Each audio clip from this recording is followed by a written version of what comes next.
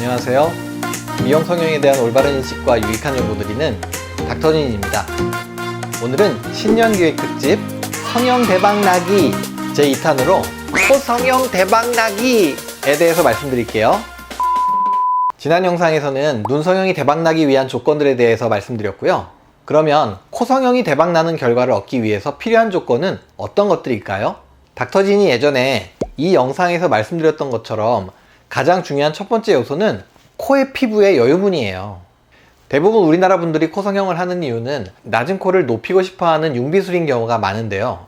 낮은 코를 높이려면 그만큼의 피부 여유분이 반드시 있어야 해요.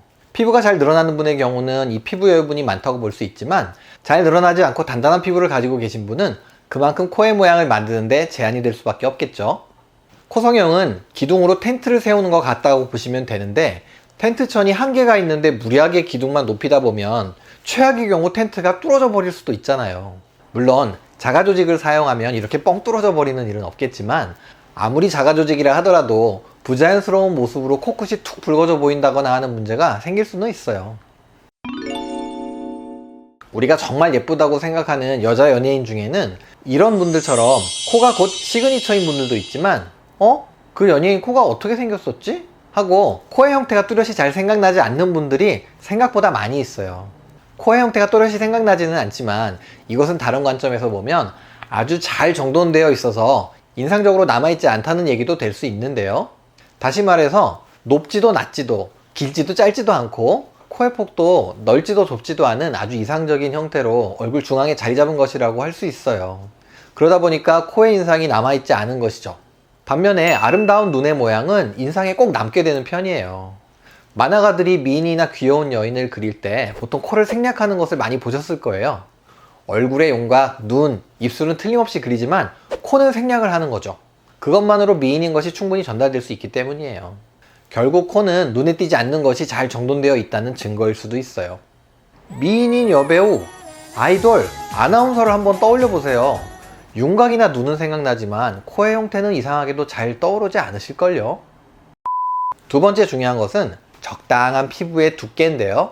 피부가 너무 두꺼우면 코 안쪽에서 아무리 예쁘게 모양을 만들어도 그 모습이 표면으로 반영이 잘 안 돼요. 마치 두꺼운 솜니불 아래 물건을 놓았을 때 그 안에 뭐가 들었는지 알기 어려운 것처럼요. 하지만 피부가 또 너무 얇으면 코 안쪽에 연고를 사용해서 이렇게 저렇게 모양을 만들었을 때 이 조직의 모양이 너무 적나라하게 나타나서 티가 나 보일 수도 있어요. 물론 그래도 피부가 두꺼운 경우보다는 얇은 편이 더 좋기는 한데요. 피부가 얇은 분은 코 안에 조직들이나 기증진피 등을 사용해서 이런 코 안에 수술 조작된 모양을 커버해 주는 게 가능하기 때문이에요.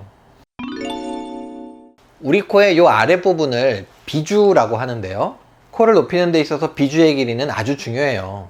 코에 피부 여유분이 많아서 충분히 높일 수가 있는 경우라 하더라도 비주가 짧으면 코를 높였을 때 이렇게 인중이 따라 올라가기 때문에 충분히 높이지 못할 수도 있거든요. 이 비주는 아래로 볼록한 기둥 모양이지만 인중은 안쪽으로 오목한 형태를 가지고 있어요. 입을 뾰로통하게 해서 이 비주 구순각을 0이 되게끔 비주와 인중을 딱 붙이면 그 모양이 마치 테트리스처럼 딱 맞게 되죠. 이것은 진화론적으로 예전에 우리 선조들이 물속에 들어갈 때 비공을 완전히 폐쇄하던 기구의 흔적이라고 볼 수 있대요. 믿거나 말거나요. 세 번째는 아래 코 연골의 크기와 단단한 정도예요. 최근에는 코끝 성형이 많이 발달해서 코끝에는 인공모형물을 전혀 사용하지 않는 쪽으로 발전하고 있는데요. 우리 코의 위쪽 3분의 1은 코뼈, 그 아래에 위코 연골이 있고 코끝 쪽에는 아래 코 연골이 있어요. 이 코끝 성형은 내가 원래 가지고 있는 아래 코 연골을 주로 사용해서 모양을 만드는 수술 방법이에요.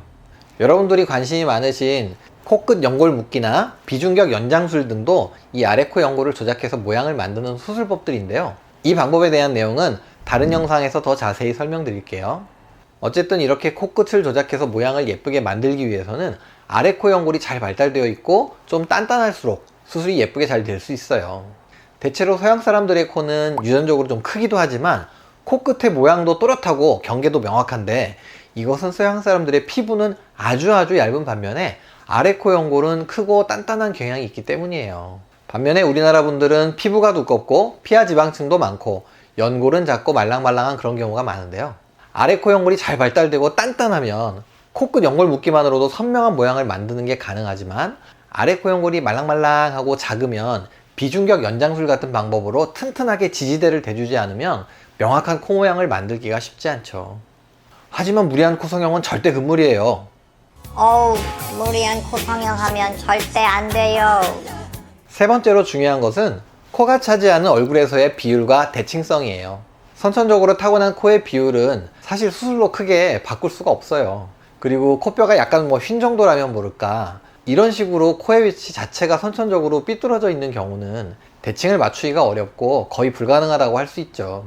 혹시 이런 코를 가지고 계신 경우라면 이 사실을 어느 정도는 받아들이셔야만 해요.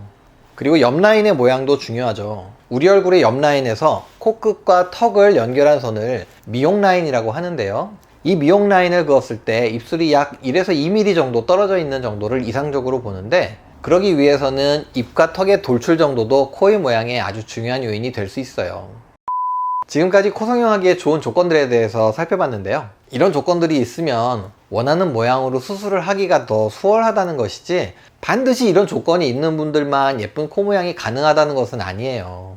앞에서 잊혀지기 쉬운 코에 대해서 말씀드렸지만, 이런 조건을 가지지 못한 분들이라 하더라도 잘 정돈된 코 모양만으로 충분히 나의 매력을 나타낼 수 있으니까 너무 실망하지 않으시길 바래요.